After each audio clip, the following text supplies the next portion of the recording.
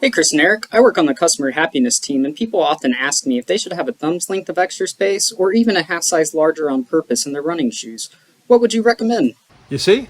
That's why when I went to visit Zero Shoes for the first time, I was completely absorbed in talking to the customer service reps. These people are hearing it from all sides, and that question, that's a really good one. It sounds simple, but guess what? If you have your proper shoe size figured out, you're like 2/3 of a genius. 3 out of every 4 of us runners, we are running in the wrong size shoes. That's not me, that's science. And guess what? It can have a terrible effect on your feet. So to figure it out, I went to talk to someone I really respect a lot, Amy Stone at the Ultra Running Company in Charlotte, North Carolina. I really like Amy, but what I like about her most is that she doesn't care that I like her. She doesn't care about my opinion. She doesn't care about your opinion. Amy is a hardcore ultra runner with more than 50 races to her credit. So she either figures it out or she's a DNF. So when I go to her with questions about running shoes, she's going to tell it exactly like it is. And would you say that shoe sizing is among the most difficult conversations you have with people about shoes? Yes. And why is that? I blame Cinderella. I think women especially, but men also have this, and it's with every size, like dress size, pant size, waist size, weight, bra size. We're just obsessed with these numbers that we have somehow convinced ourselves define us in some way.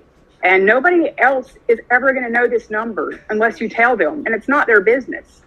So, but it's so hard to convince people that you're not actually a 7, you're an 8.5. Surprising number of running ailments, complaints, and injuries can be solved just by getting a bigger shoe. You're going to get better foot spread. You're going to be able to use your big toe properly, and that's where the power in your push-off should come from. And if its mobility is limited, your power is going to be limited.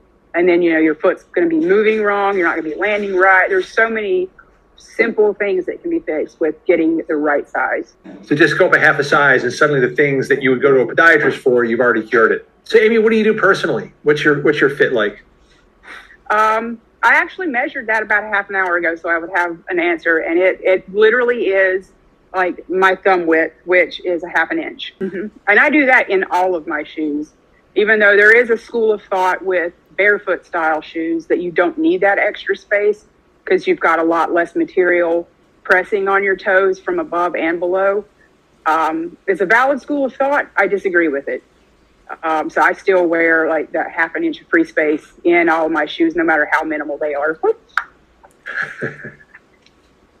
Man down. I do know some very experienced ultra runners, 100-mile runners that like that snug fit. They want their toe hitting the front of the shoe, and they understand the consequences, and they're cool with losing their toenails because they just feel more secure in that fit. So that is when it becomes a personal preference issue. What's right for one person might not be right for another, but you got to kind of figure that out for yourself.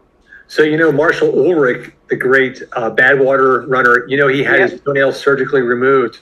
So basically you can offer customers a choice. You can get the snug fit, but you might have to go have your toenails removed. Yeah, or they'll remove themselves. Hey, Amy, so what are you running in these days? Right now I'm wearing the Zero HFS, mostly Zero shoes. I also have a few pairs of low cushion Ultras, the Superior for the trail and the Escalante Racer for the road. But I'm mostly doing just Zero shoes, the HFS or the Speed Force for the road. Speed Force is my favorite. I love that shoe. And then for the trail, the Mesa Trail or the Aqua X. That's why I always come to the Ultra Running Company. You guys know everything. No, about running anyway. Hey everybody, Born to Run Coach Eric Orton here for the final word. But first, thanks Chris and Cinderella for that, and thank you Amy for all your great insight on shoe size. Amy mentioned the importance of your big toe mobility, and our big toe is our first line of stability for our health and strength for running.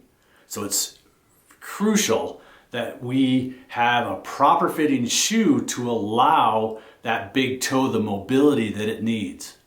When we're running and we push off to run forward, our toe flexes and gets a great range of motion. And our shoe size needs to accommodate that.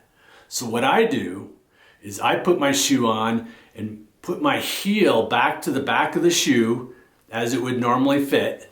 And then I flex my big toe up towards my shin at the greatest range of motion that it'll allow.